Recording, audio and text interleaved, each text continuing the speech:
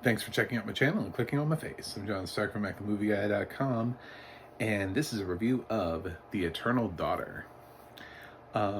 This is an A24 release, so for those of you who are A24 junkies, welcome. And also, I'm a blind film critic, so I watched this with audio description.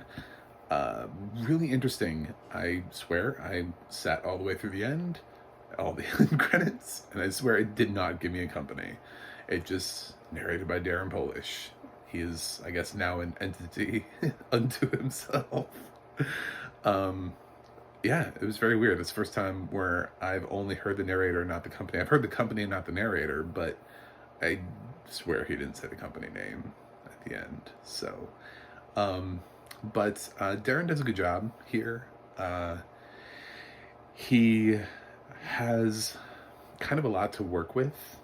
The film is very... It does basically take place in one location.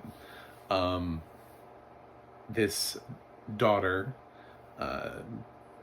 played by Tilda Swinton, is a filmmaker, and she's taken her mother back to a place that she believes that is this place from her past, to sort of bring out these memories, evoke certain memories and emotions, hopefully that will trigger maybe a cinematic idea for her about a story between her and her mother, so that she can make a movie. And she's using this as a cathartic experience, exploring the past like this. And the mother is played by Tilda Swinton. And no, I did not get that wrong. Tilda Swinton plays both roles because she's Tilda Swinton. I mean, are you surprised?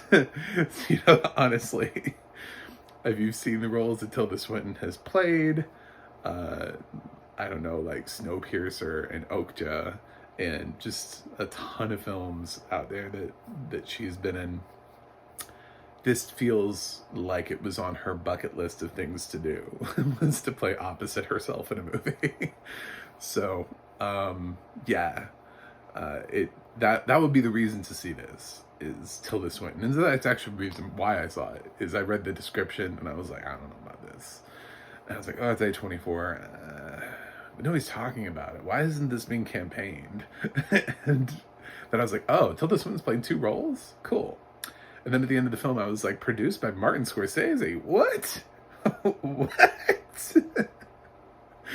That one threw me for a loop, because I didn't like this film.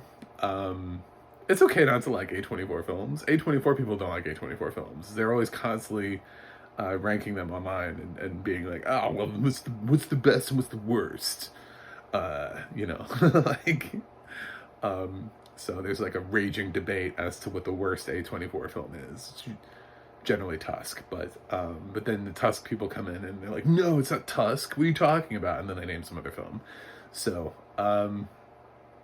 yeah, it kind of just depends. This is not the worst A24 film. I just didn't like the film. But it is kind of captivating to watch Tilda Swinton in this role. The film itself just kind of moves at a glacial pace. And while I thought the narration that Darren Polish did was good, I fucking hate the sound design in this movie. I hate the sound design. I hate the score. I hate it. I hate it so much. I hate it so much. Like, I hate the sound design in this movie so much. Like, first of all, the reason why I really wanted to know what the company was because the balance is shitty. The balance, like the narration to the score balance, is not good. There are times where it's really hard to hear what Darren's saying because the obnoxiousness of the sound design and the score, the unnecessarily obnoxiousness to the score. First of all, the director has chosen to do things with the sound design that don't even make sense. Like, okay, so maybe I just notice things more because I'm blind, and so all I have is sound.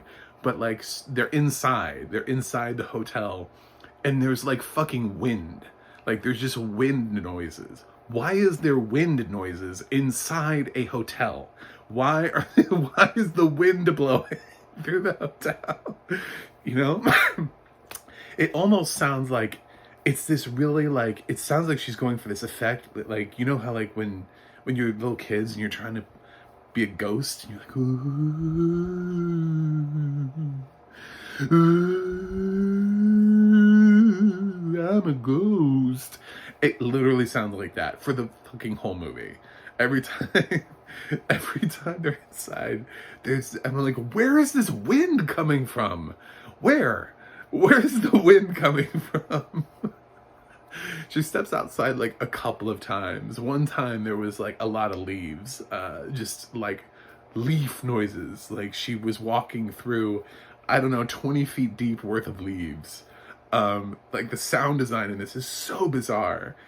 Well, I don't know if it's the Dolby editors. I don't know what it is. I don't know. I blame everybody. I blame everybody who worked on sound for this film. I blame Dolby. I blame the sound editing and sound mixing team. I blame who wrote the score. I hated everything about the sound in this film. Everything. Every single thing about the sound in this film ruined it for me. There wasn't one moment where I was like, oh, thank God. Or, oh, that music is pretty. Or, wow, that was really cool. Like, I did nothing. I hated, like, the whole time it was just annoying me because it was either too loud, it didn't make any sense, it distracted from the theme, from the moment. The film itself is actually sort of a real quiet meditation on life. It tries to play around with like ghost story elements and seeing things in windows. It doesn't. This is not like a jump scare movie. This is not. It's barely a ghost movie. I mean, like you see sort of like things like moving. It'll reference. It'll be like she sees a ghostly figure move in a window, and it's like that's it. That's the best you get. There isn't like this just doesn't end in, this isn't Hereditary. This is not just some, I don't know, in your face ghost film. This is more metaphoric in a way like a ghost story was that starred Casey Affleck. If you knew it starred Casey Affleck. Really starred Rooney Mara, if we're being honest. Rooney Mara and Casey Affleck wearing a ghost sheet. It's a little bit more metaphoric that way, I think, about the ghosts of our past. And that's sort of where the film goes. There's a dog that's in this. Literally, the casting is so sparse. I think the dog is probably the third busiest character in the film, beneath Tilda Swinton playing dual roles. There's like a receptionist at the hotel. There's another guy that works at the hotel. And they have some dialogue because like you talk to people who work there.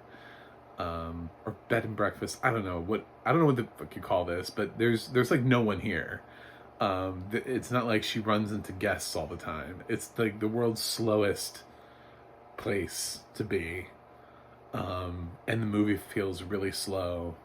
But the wind indoors was driving me insane. I could not. I was like, what is the directorial choice here? Why is there wind inside? Are you trying to do that? Is it trying to do that ghost thing? Are you trying to make ghost noises? Is that what that is? Why is this here? So yeah. And the funny thing is I've seen this on critic top 10 lists, and I'm like, I suppose, like, if I could see, maybe this looks brilliant. Maybe this is well shot. Maybe it's structured. Maybe the shots are beautiful. Maybe the cinematography is, like, drop dead gorgeous. But I promise you, when you take that away, the sound design in this movie is garbage. The sound design in this movie is a mess. The rest of it is fine. Like, I don't have a problem with Tilda Swinton's acting. I think the script does what it needs to do, even though it's really slow. I mean, glacially slow. this is not a fast movie, and this is not a thriller, not a horror film. It's really slow, um, and it's very much a sort of a melancholy meditation on life, I guess you could say, would be my elevator pitch. If I only had 5 seconds to tell somebody what the film was, I would say melancholy meditation on life starring Tilda Swinton with terrible sound design. Done. And then the person would be off the elevator. So, yeah. I, you know, I wanted to know what the company was that did the audio description because the balancing wasn't really there. I don't think it was really quality checked. I like Darren Polish as a narrator. But